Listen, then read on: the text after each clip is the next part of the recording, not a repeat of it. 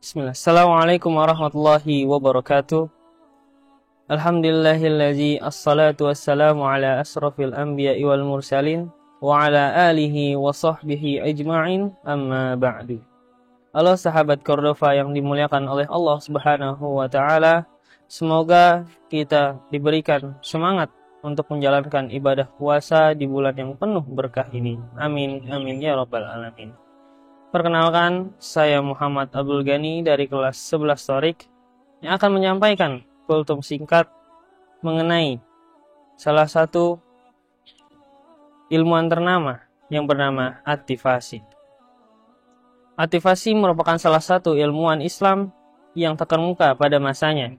Ia menjadi pertimbangan bagi ilmuwan semasa atau setelahnya. Ia menguasai berbagai lintasan disiplin ilmu, mulai dari kedokteran, geografi, astronomi, namun lebih menonjol dalam bidang geologi.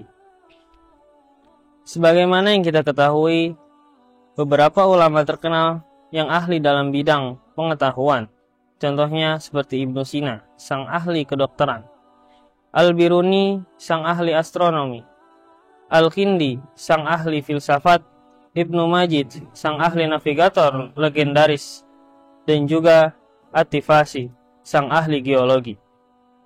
At-Tifasi merupakan salah satu ilmuwan Islam yang terkemuka pada masanya. Beliau lahir pada tahun 1185 Masehi atau 581 Hijriah di Tifasi, Tunisia. Ayahnya Yusuf adalah seorang ulama dan ahli hukum yang terkenal. At-Tifasi memulai pendidikannya di Tifasi, kemudian melanjutkannya ke Khairun, Tunisia, untuk melanjutkan ilmu Islamnya.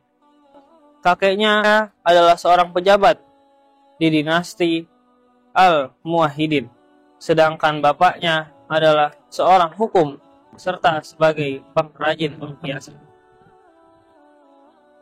At-Tifasi merupakan orang pertama yang mengingatkan beberapa fenomena penting dalam bidang mineralogi, misalnya kristelisasi pada dua logam yang sama.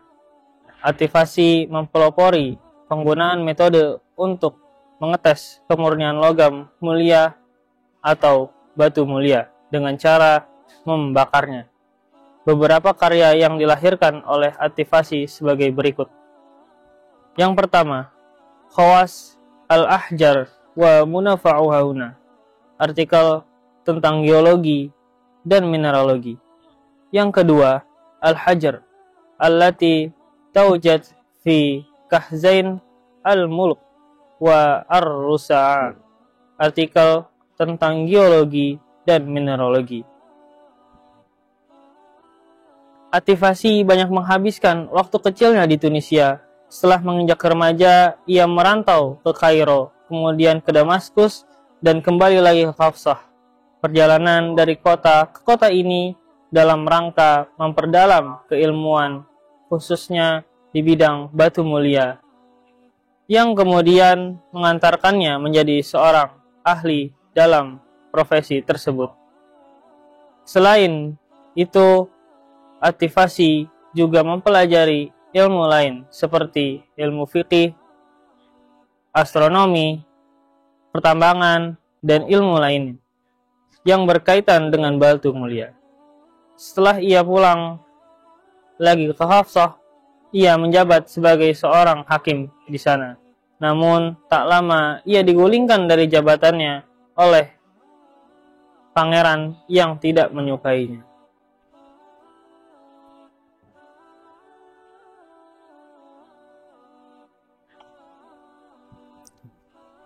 Sahabat Cordova yang dirahmati oleh Allah Subhanahu wa taala, itulah kisah ulama At-Tifasi, sang geologi.